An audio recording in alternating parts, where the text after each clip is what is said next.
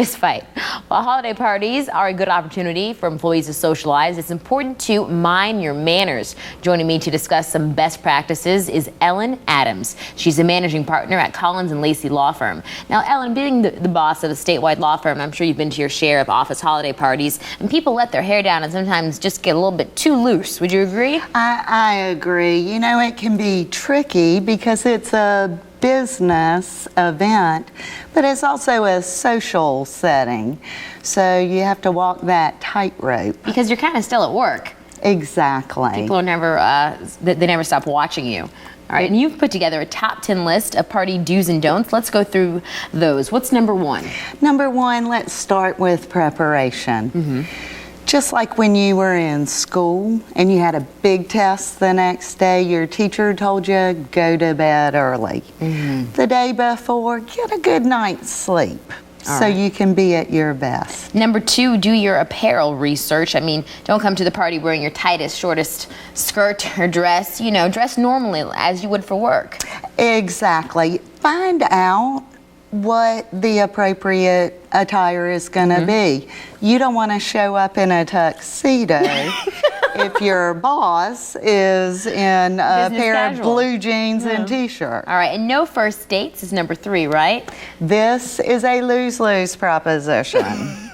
Do not bring a first date to your Christmas party. You're either going to pay all your attention to your date, or your date's going to feel excluded if you pay appropriate attention to your workmates. All right, and don't be the first one there and the last one to leave. I mean, act like you've been to a party before, right? Exactly.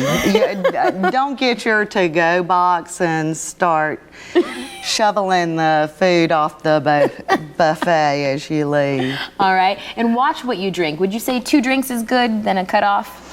My advice is drink little or no alcohol at the Christmas party. Some people think they're charming drunks. They aren't. Okay, and leave your Grinch hat at home. These parties are voluntary. You don't have to come. Exactly. And there's a corollary. Leave your BlackBerry at home unless you have a babysitter with children, and then put it on silent. Remember, Christmas party isn't the place to discuss next quarter sales strategies. I hear you. And be a good listener is number 8. What exactly does that entail? People love to talk about themselves. You can be the hit of the party simply by asking questions and listening. All right, and know how to gracefully exit a conversation. We've all been pigeonholed. Yeah. Have something ready. Hey, don't those pastries look great? I think I might go grab one. Okay, and lastly, thank the party planners. That's important. Make sure you thank them. A lot of time and energy goes into these parties.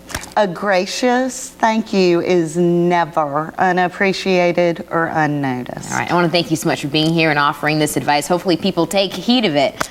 It's important. You don't want to have a bad situation on your hands. And I want to thank you.